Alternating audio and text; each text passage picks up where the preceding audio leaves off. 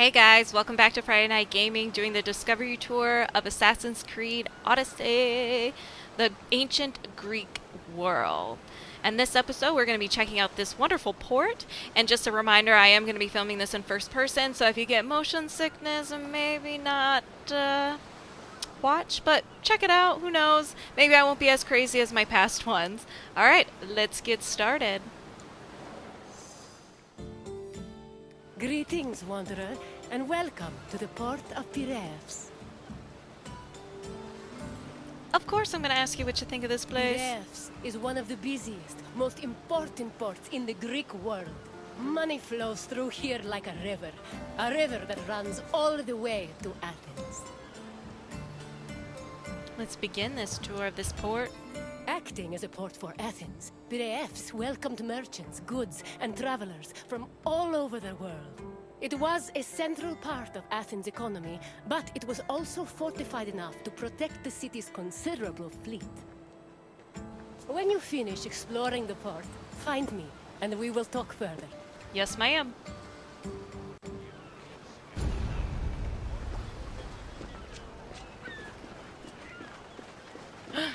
Purple. Piraeus, a peninsula southwest of Athens, became the city's main port after the politician Themistocles encouraged the development of its natural harbors. These developments led to the gradual abandonment of the older harbor of Phaleron. Piraeus's fortifications were further developed by Cimon and Pericles, along with the long walls which ensured goods could still be moved during sieges. Piraeus was divided into three main sectors: the military port, the emporion, and the residential area. By the 5th century BCE, it had become not only Athens' naval headquarters, but also the mercantile center of the Mediterranean. Hey, they said you can see that statue from this port.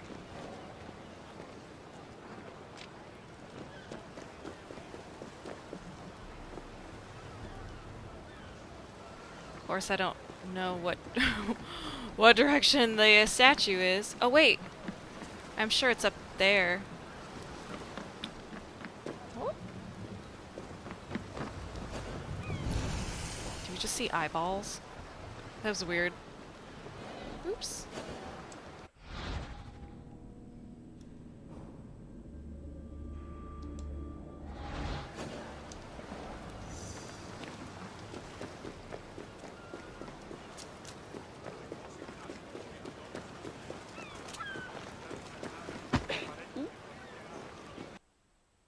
Loading. Piraeus's development during the 5th century BCE attracted a large population. Many craftsmen, merchants, bankers, sailors, and ship owners moved to the port in great numbers. The population was a mix of Greek citizens, foreign visitors, and immigrants known as metics. The variety of the port's inhabitants gave Piraeus a cosmopolitan atmosphere. Oh, a cosmopolitan. Most of the residents were involved in trade, but others worked on shipbuilding or in larger-scale industries like shield factories. Piraeus's commercial focus offered many opportunities for those seeking to increase their wealth and status. One such rags-to-riches tale is that of Passion, a slave who eventually became a citizen and earned a fortune thanks to his bank and his shield factory.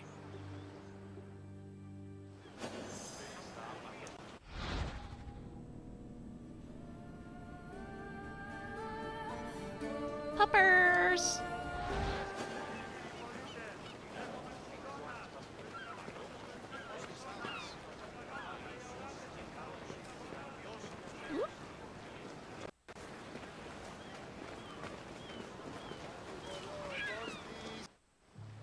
Piraeus was a demi, or district, of Attica. Because of its size, function, and varied population, it had a much more complicated administrative structure than other demes. Above all, Piraeus was closely monitored and controlled by the Athenian assembly due to its importance to the city. Within the port, there were two separate categories of trade: international trade, which took place in the emporion, and retail trade, which was managed by Capoloi in Piraeus' agora. Agora. And feel free to pause this so you can read it. I'm not going to read it. It just is what it is. I will look at the pictures though.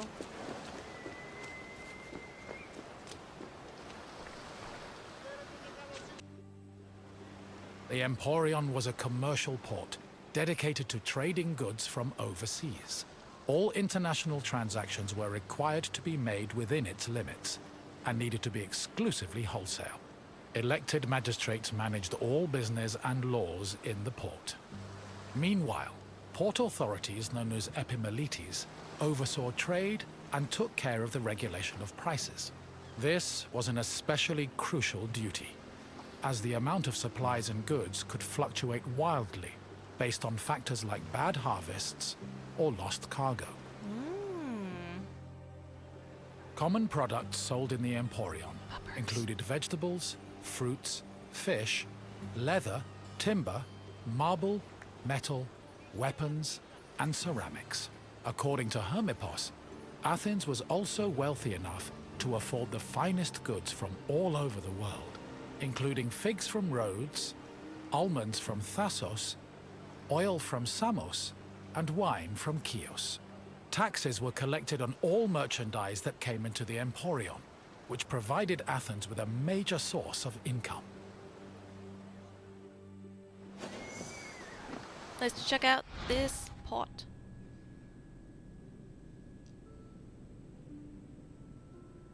I like the design, but it doesn't seem like that would be able to sit on its own. Ooh.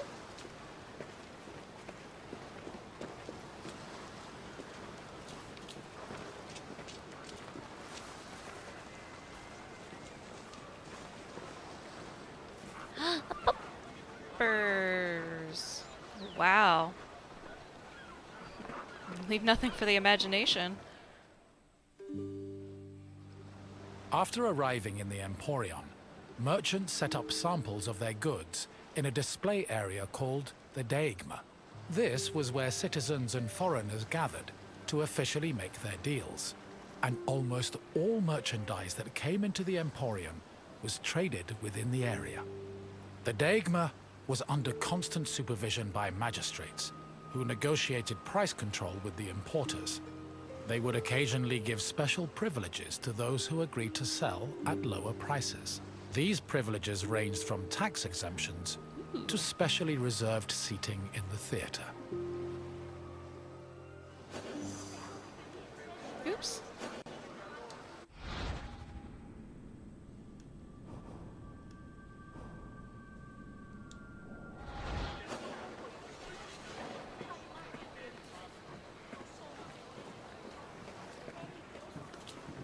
Oh.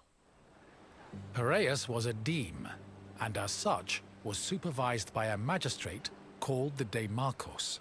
While most demarchoi were chosen locally within their deme, Piraeus was appointed directly by Athens, so the city could better monitor its commercial interests. In fact, matters regarding the Emporion, the military harbor, and the grain trade were regularly debated and decided by the Athenian assembly. Transactions within the Piraeus were supervised by metronomoi. These were magistrates responsible for keeping track of weights and measures. They made sure merchants' measurements were always accurate to prevent bad deals and scams. Even though Piraeus would eventually develop into a city in its own right, it always remained under the control of Athens.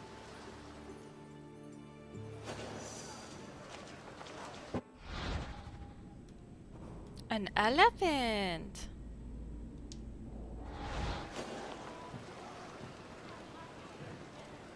Can you see the statue from here?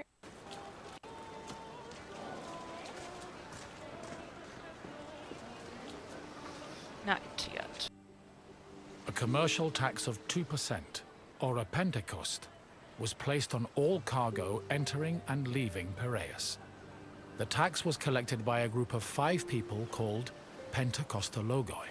According to Andocides, This position could be bought for the hefty sum of 30 talents, or 180,000 drachmae. However, most of these officials made a profit of up to 6 talents, making the job very lucrative. While merchants were responsible for setting the value of their goods, Pentecosta Logoi had the power to challenge the value, if they saw fit. Furthermore, merchants were required to register with these officials before they could transport, display, and sell their goods. Overall, this system provided Piraeus, and by extension Athens, with a tremendous amount of money. That money. Ugh.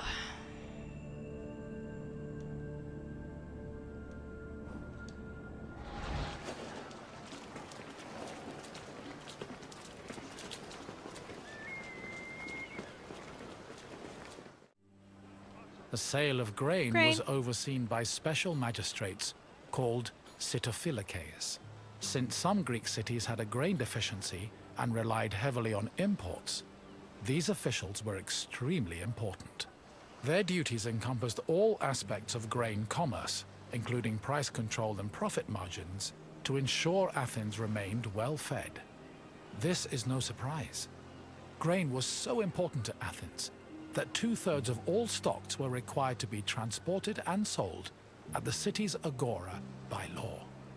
According to Demosthenes, the significance of the Sitophilikeis was such that if they failed in their duties, they faced the death penalty. Damn.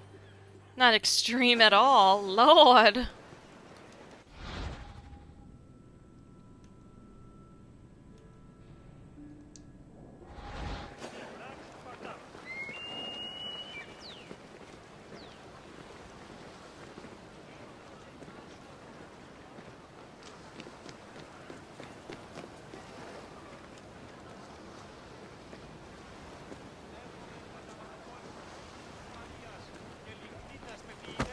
Oh, sorry. Broad shoulders.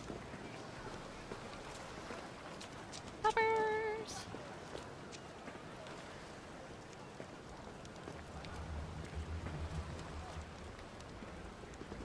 That doesn't seem safe.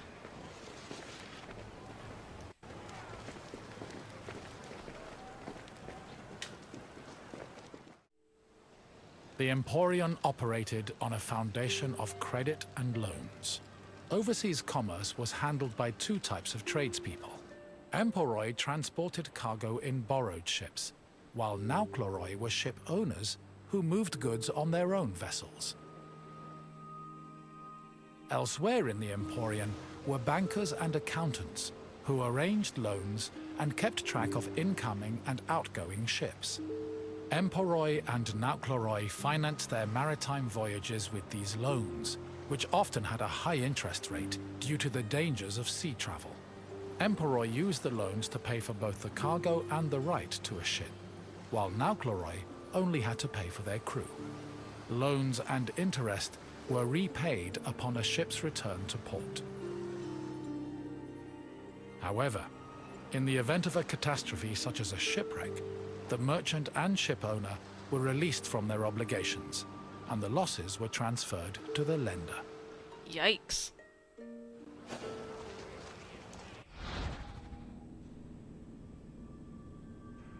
Credits and loans.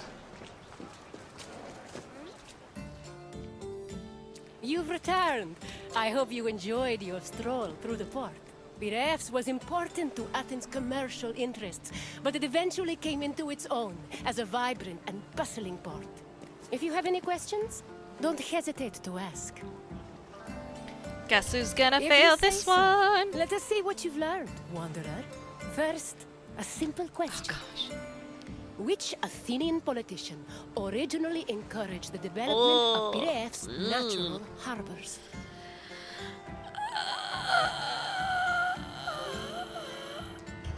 Pericles did contribute to the port's development, but he was building off someone else's ideas.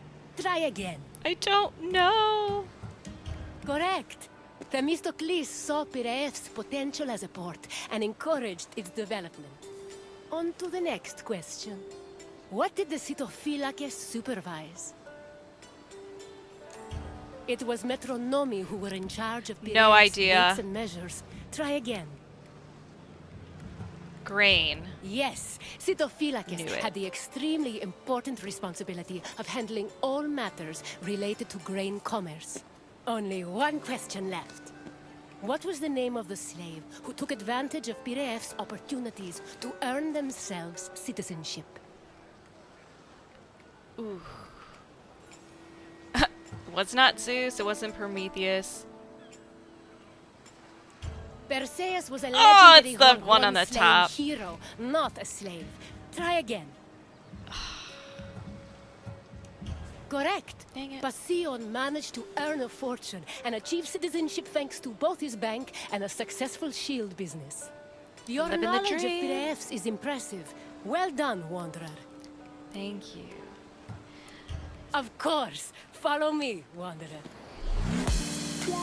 Hey guys, thanks for watching. Check out our other videos for more gameplay adventures with Friday Night Gaming.